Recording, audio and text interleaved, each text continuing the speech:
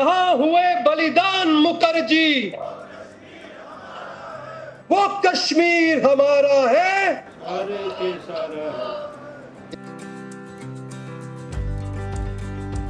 एक बार सब लोग खड़े होकर करतल ध्वनि से हमारे राष्ट्रीय अध्यक्ष जी का स्वागत करेंगे, जोरदार तालियों से।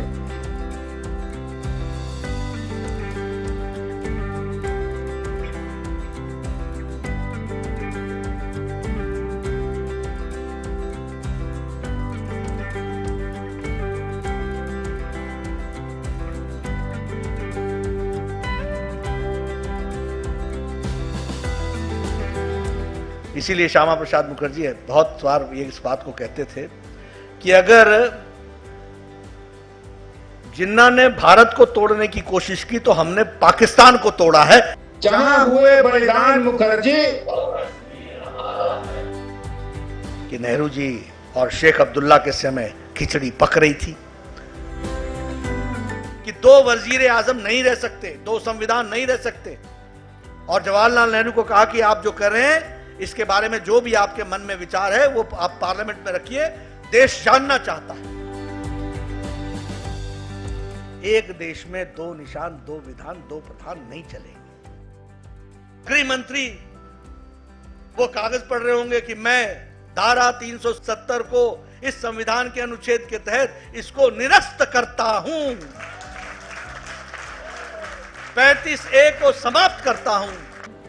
जो बलिदानों का प्रेमी है जगती का प्यार उसी को, जिसने मरना सीख लिया है, जीने का अधिकार उसी को।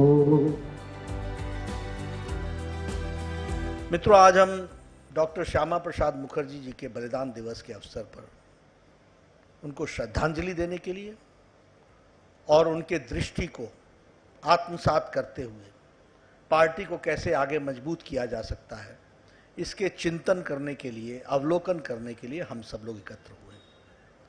सबसे पहले तो मैं दिल्ली प्रदेश को इसके लिए बधाई देता हूं कि उन्होंने बलिदान दिवस को इस वर्चुअल मीटिंग के माध्यम से मनाने का तय किया है। संक्रमण कितना भी हो, हम नहीं रुकेंगे, हम नहीं डिगेंगे, हम रहेंगे अपने बात पर और चलते रहेंगे, इसको आपने चाहा है। मित्रों, जब हम श्यामा प्रसाद मुखर्जी जी की चर्चा करते हैं तो जैसा कि आदेश जी ने बताया कि वो एक संभ्रांत परिवार से कलकत्ता में शिक्षाविद परिवार में उनका जन्म 1901 में हुआ।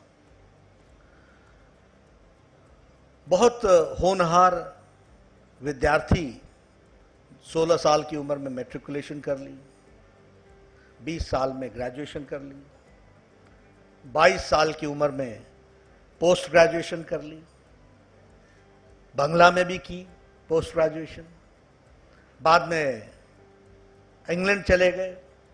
संभ्रांत परिवार था, शिक्षाविद परिवार था, पिताजी माताजी का आशीर्वाद था, लेकिन वो बहुआयामी प्रतिभा के मालिक थे।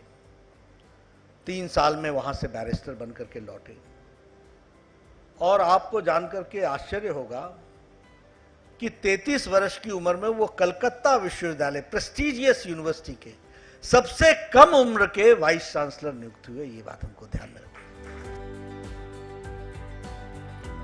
इसीलिए श्यामा प्रसाद मुखर्जी बहुत बार ये इस बात को कहते थे कि अगर जिन्ना ने भारत को तोड़ने की कोशिश की तो हमने पाकिस्तान को तोड़ा है, इस बात को वो कहा करते थे। और उस समय अर्थ था सारा आसाम जा रहा था। जवाहरलाल नेहरू ने कह दिया था, our heart goes with the people of Assam. ये सारे का सारा जाने की तैयारी में था। पंजाब का बहुत बड़ा हिस्सा जा रहा था, लेकिन उन्होंने एक आंदोलन करके बंगाल को भी बचाया, पंजाब को भी बचाया, असम को भी बचाया और भारत की धरती पर भारत के उसमें रहा। इस बात को हमको समझना चाहिए। वो 1941-42 में जहां मंत्री बने, राष्ट्रवाद से उसके बाद वो आकर्षित हुए, मंत्रिपरिषद उन्होंने छोड़ा, वो राष्ट्रवाद से आकर्षित हुए, हिंदू महासभा में गए। हिंदू महासभा की दृष्टि से उन्होंने काम को शुरू किया और काम को अंजाम देने का प्रयास किया। और कोशिश ये की कि समाज की सेवा की जा सके। इसी समय में बहुत बड़ा अकाल बंगाल में आया था, एक संक्रमण आया था। उस अकाल के दौरान 1943 में 1943 में श्यामा प्रसाद मुखर्जी ने बंगाल की लीडरशिप अपने हाथों में संभाली और सबसे बड़ा सेवा कार्य उनके नेतृत्व में बंगाल में हुआ। और लोग याद रखते हैं कि उनके दिल में जो मलहम लगाने की ताकत थी, लोगों को आत्मसात करने की ताकत थी, लोगों का सहयोग करने की ताकत थी।